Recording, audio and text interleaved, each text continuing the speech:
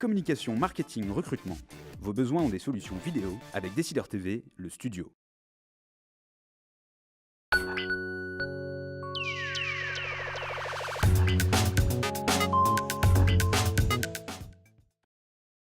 Ce qui se passe aussi, c'est l'annonce d'une réforme de la fiscalité, d'une remise à plat. Est-ce que ça va permettre de sortir de cette léthargie que vous constatiez récemment auprès de vos membres ? Qu'il y ait un besoin de clarification et surtout de simplification des systèmes fiscaux français, ceci n'est pas contestable. Qu'il y ait un besoin aussi de remise en ordre ou de choix de priorité, ceci n'est pas contestable. Que par contre, on commence par nous dire que ceci se fera à taux constant, c'est-à-dire sans gain de compétitivité possible pour les entreprises, sans capacité de pouvoir d'achat pour les salariés, ceci me paraît difficile. Et puis, plus important encore, lorsque l'on nous explique qu'il va falloir 2 ou 3 ans, si j'ai bien compris, la fin du septennat. Jusqu'à la fin du quinquennat. La fin du quinquennat, pardon. Donc un peu plus de 2 ou 3 ans, ce qui veut dire autant de temps d'incertitude, autant de temps où la règle du jeu ne sera pas fixée. Ceci me paraît, sur une idée encore une fois efficace, utile, ceci me paraît être un processus extraordinairement dangereux si l'on veut lutter contre cette forme d'apathie que nous décrivions tout à l'heure. Vous parlez d'Europe, il y a une question justement concernant l'Europe. Quelles actions de lobbying menez-vous auprès des pouvoirs publics en France et auprès des institutions européennes à Bruxelles ? Alors nous avons 2 ou 3 personnes qui travaillent à Bruxelles pour faire le relais entre nos équipes à la fois d'études à Paris, mais aussi des chefs d'entreprise et l'ensemble des dispositifs européens. Très concrètement, des classes de certaines de nos écoles passent une semaine à Bruxelles pour aller comprendre le fonctionnement européen. Très concrètement, telle ou telle entreprise peut, par notre intermédiaire, avoir des contacts assez fins au niveau de telle ou telle direction générale à Bruxelles.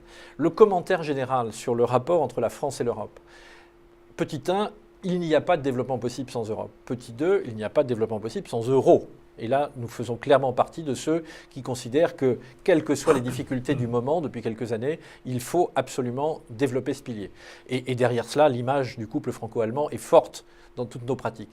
Derrière se pose très souvent le problème de la transposition, puisqu'il est d'usage commun de dire « c'est Bruxelles qui ». Bien. D'abord, Bruxelles ne fait pas tout et la transposition a un rôle important. Et là, nous avons une particularité, c'est que très souvent, nous surtransposons. Nous voulons absolument être les meilleurs élèves. Et notamment par rapport à nos voisins allemands qui, à travers protection par les normes, par exemple, ou certains règlements juridiques, défendent beaucoup mieux leur industrie locale que nous ne le faisons en France. Donc le rôle de la Chambre de Paris, lorsqu'elle émet des avis, dans son rôle, justement, c'est une des 4 missions que vous avez évoquées tout à l'heure, le rôle de Paris-Île-de-France, c'est précisément de dénoncer ces cas de surtransposition ou bien d'éclairer ce qui se pratique à côté de chez nous de façon plus objective et en tout cas, évitons d'être les meilleurs élèves sur le concours Lépine de la transposition européenne. De déclaration à la question du début, puisque vous disiez effectivement qu'on est dans une conjoncture terrible, une incertitude fiscale européenne. Quels sont les verrous aujourd'hui? Qu'est-ce que vous conseilleriez à votre ancien camarade d'école à HEC, François Hollande, que vous n'avez pas vu depuis un moment, si j'en crois à ce que j'ai lu, mais enfin, peut-être vous le connaissez un petit peu. Qu'est-ce que vous lui conseilleriez de faire aujourd'hui, justement, pour voilà, redonner confiance en dehors des indicateurs qui sont mauvais. Mais enfin, voilà, il faut bien trouver une solution aujourd'hui.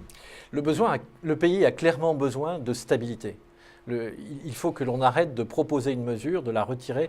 On l'a vu sur l'apprentissage fin juillet, on supprime toutes les aides, finalement on les garde pour les moins de 10. Il faut absolument que nous arrêtions de zigzaguer. Et c'est cela, je pense, le principal facteur de la confiance. Je reviens là récemment. Oui, on dit ça, pardonnez-moi de vous interrompre, on dit il faut arrêter de zigzaguer, mais il y a aussi des revendications considérables de tous les corps sociaux. Et si on accède à ces revendications, ce sont des formes de zigzag. Donc est-ce qu'il faut tout geler maintenant? Vous voyez, il y a une espèce d'injonction contradictoire de la part des corps sociaux qui disent il faut arrêtons l'instabilité, mais des demandes très fortes par ailleurs. Vous avez eu la gentillesse tout à l'heure de faire remarquer qu'un président de Chambre de Paris-Île-de-France ne se représentait pas au bout d'un mandat. Je crois que M. Schröder, en 2002-2003, lorsqu'il a fait passer les lois Hartz, il les a fait passer pour le bien de son pays, au risque de perdre l'élection suivante. Et je pense qu'à droite comme à gauche, que les choses soient bien claires, ce courage-là existe un peu moins dans le pays.